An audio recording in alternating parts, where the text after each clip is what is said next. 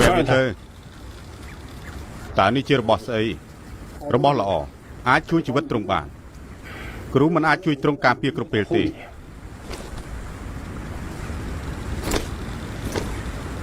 ស្ដើងខ្លាំងណាស់មើលទៅមិនរឹងមាំទេអញ្ចឹងតើចង់ពាក់ក្រាស់ធ្វើស្អីទៅខ្លាចតិចដែរទេទ្រង់មានសត្រូវច្រើនណាស់ស្មានមកដល់ថាមានមនុស្សស្អប់យើងច្រើនយ៉ាងនេះមិនគួរឲ្យជឿមែនអញ្ចឹងតើទ្រង់ដឹងដែរទេថាទ្រង់បំផ្លាញគ្រួសារគេប្រមាណនេះបងរូបបង្រុំនគរមិនអាចគ្មានតម្លៃឡើយបើពេលនេះយើងជួបគ្រោះថ្នាក់នឹងនាំទៅសង្គ្រាមកាន់តែច្រើនមនុស្សស្លាប់ក៏កាន់តែច្រើនការនោះទូបង្គំឲ្យទ្រង់បន្លំជាអ៊ីនចឹងនិយាយថាដើម្បីស្ថានភាពរួបរวมតែទូបង្គំក៏ចង់ទៅហុងកុងវិញដែរថ្ងៃនេះទ្រង់ខ្លាចតែជាបែបនេះក៏ទូបង្គំជាអ្នកបង្កើតដែរទ្រង់ដឹងទេរាល់ថ្ងៃទ្រង់សម្លាប់មនុស្សទូបង្គំមានអារម្មណ៍ថាខ្លួនឯងក៏ជាផ្នែកមួយដែរ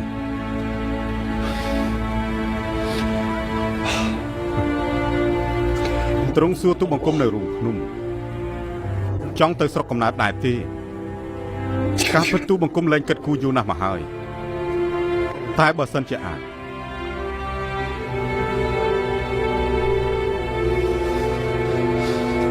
ទូបង្គំចង់និយាយថាពិតជាចង់ទៅវិញមែន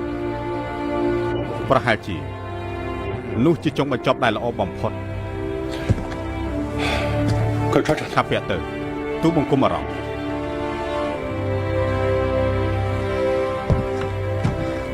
លោកគ្រូ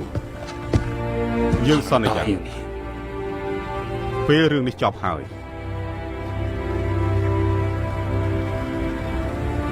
លោកមិនចាំបាច់បារម្ភពីរឿងសុវត្ថិភាពគ្រួសារទៀតទេ20ឆ្នាំមកនេះមានរឿងមួយដែលយើងមិនទាន់បាននិយាយប្រាប់លោកគ្រូនៅឡើយអរគុណ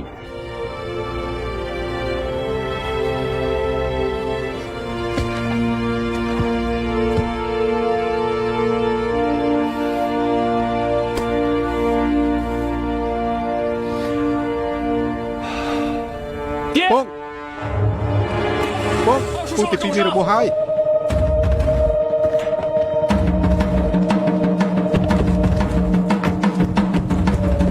មានមនុស្សត្រូវជាប់អាចព្យាបាលបានទេ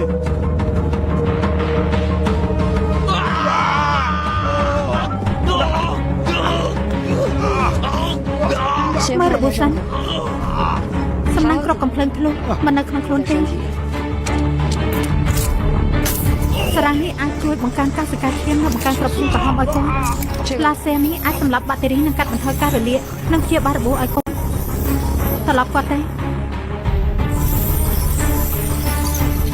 ប្រហែល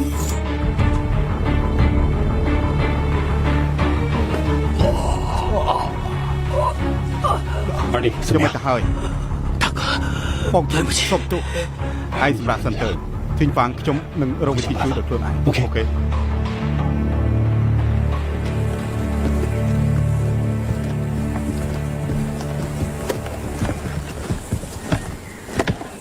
អរគុណដែលបានជួយបងអូនទី2របស់ខ្ញុំសំណាងល្អបច្ចេកវិទ្យាពេលនេះមានភាពជឿនលឿនបច្ចេកវិទ្យាបើប្រើត្រីអាចជួយមនុស្សបានបើប្រើខុសដូចម៉ាស៊ីនពេលវេលាខូចអញ្ចឹងលោកនិងខ្ញុំសុទ្ធតែជាជនរងគ្រោះរបស់ម៉ាស៊ីនពេលវេលាខ្ញុំមិនដែលមានគំនិតថាខ្ញុំជាជនរងគ្រោះទេខោចណាស់ខ្ញុំបានប្រឹងអស់លទ្ធភាពហើយថ្ងៃនេះខ្ញុំយល់ថាខ្លួនឯងសប្បាយចិត្តបានឃើញហើយលោកនិងប្រពន្ធទាំងពីររបស់លោកមានកូនមានមិត្តភ័ក្តិមើលទៅរីករាយណាស់យេលីប្រពន្ធលោកនឹងយេលីយេលីយេលីទទួលបានទេហៅឡូហុងស៊ីឡុង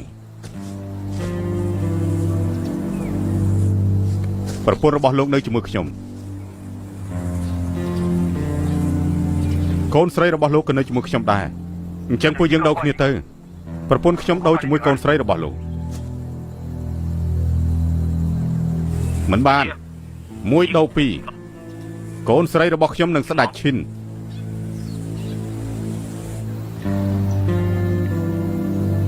ខ្ញុំអាចដូរបានតែកូនស្រីរបស់លោកម្នាក់គត់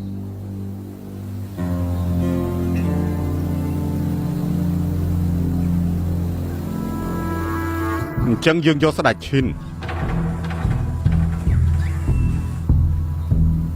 ឲ្យកូនស្រីរបស់ខ្ញុំស្ដាប់ទៅ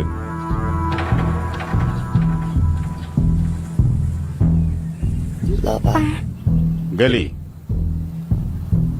គិតរឿងធំជាមុនដូរយកស្ដេចឈិនហងសេឡងស្ដាប់ឲ្យបានច្បាស់ក្នុងរយៈពេល30នាទីនៅកន្លែងរទេះឈើបើលោកមិនព្រមយកស្ដេចឈិនមកទេខ្ញុំនឹងសម្លាប់នាងចោលហើយឡ30នាទីមិនដឹងថាគាត់គិតរឿងធំស្អីទេសូម្បីកូនខ្លួនឯងក៏មិនចង់បានខ្ញុំមកទីនេះដើម្បីប៉ះពាល់20ឆ្នាំមកដែលគាត់បានបាត់បង់តែគាត់តែពីរឿងធ្វើជាស្ដាប់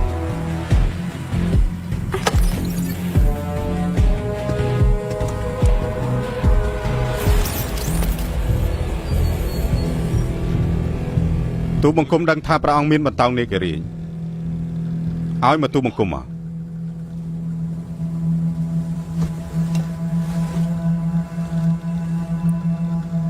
កាលនោះយើងរើសបានបន្តោងគុជនេះលោកគ្រូនៅកន្លែងបញ្ចុះសពបន្តោងគុជនេះបាននៅជាមួយយើងជាង20ឆ្នាំហើយឃើញវានឹកឃើញលោកគ្រូជានិច្ចទូបង្គំនៅទីនេះមើលទូបង្គំបែបនេះទៅបានហើយណាឲ្យបន្តោងគុជនេះមកទូបង្គំមកអរគុណ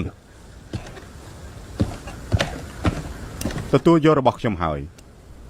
ប៉ុន្តែវាអស់ថ្មបើចៃដន្យឧបករណ៍ទទួលប៉ារបស់នាងមានបញ្ហានោះនាងយករបស់នេះទៅសាកថ្មហើយក៏ត្រឡប់ទៅវិញទៅចុះលោកអត់ទៅវិញទេ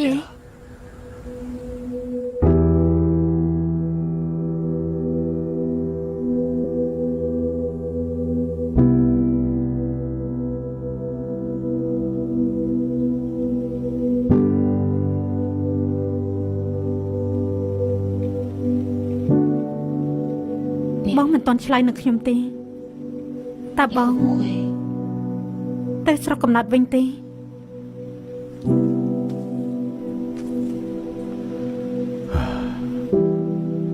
កាលនោះដោយសារតែអូនទើបបងសម្រេចចិត្តនៅទីនេះ20ឆ្នាំមិនដែលសោកស្ដាយក្រោយទេ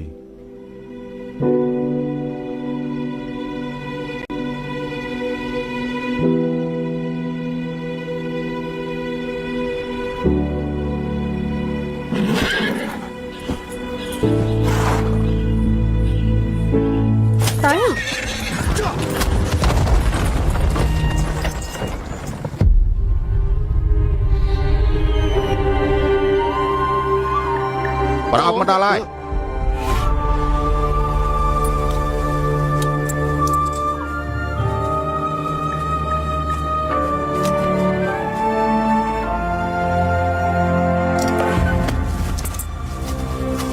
អាណាសេណាទៅ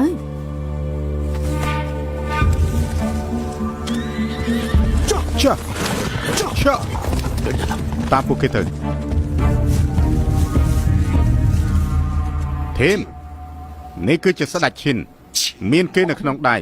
ព្រោះយើងអាចត្រឡប់ទៅវាំងវិញបានហើយក្នុងករណីនឹងវត្ថុបុរាណជាច្រើននៅក្នុងដៃរបស់ពួកយើងហើយប៉ុន្តែពេលនេះយើងត្រូវគិតថាត្រូវរកវិធីយ៉ាងម៉េច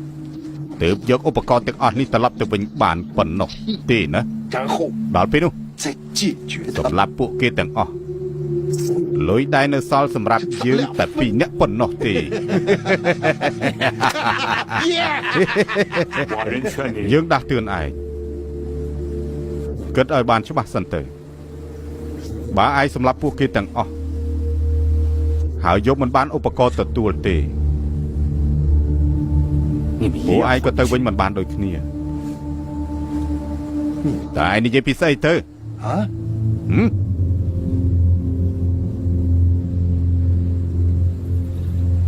យើងមានគំនិតល្អមួយ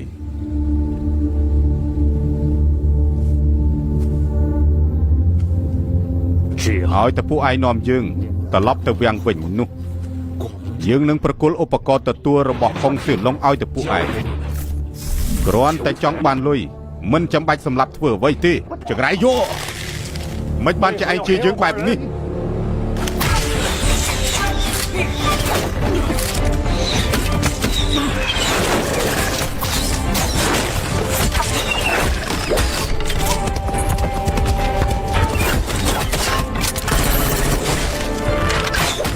បងទៀតពួកយើងមកជួយបងហើយ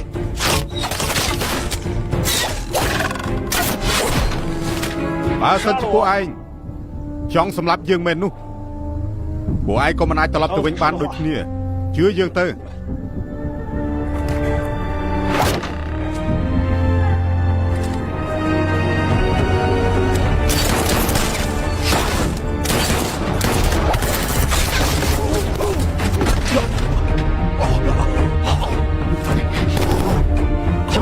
មានកាត់ហើយលុបមកលេខទីមួយទៀត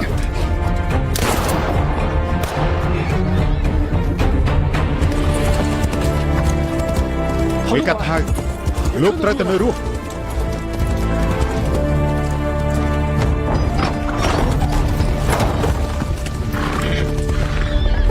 ម៉ែ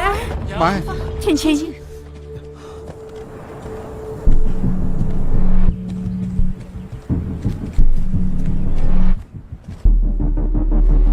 អាខេនពួកយើងយកបានស្ដេចខ្លាញ់ខ្លាយទេ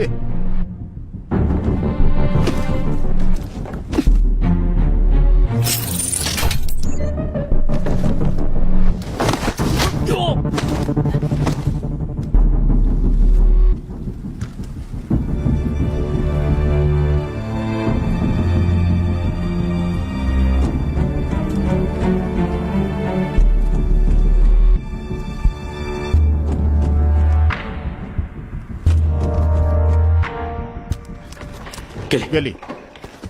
អាយមិនអីទេមកទេអាហ្វេលខ្ញុំរកឃើញហ្គេលីហើយនាងមិនអីទេស្ដាច់ឈិននៅក្នុងទ្រុងអាយស្កេនបានហើយឆាប់ទៅដើម្បីរឿងធំពួកប៉ាទៅរកស្ដេចឈិនសិនទេពេលត្រៀមខ្លួនត្រឡប់ទៅវិញប្រាប់ខ្ញុំមកបានហើយហ្គេលី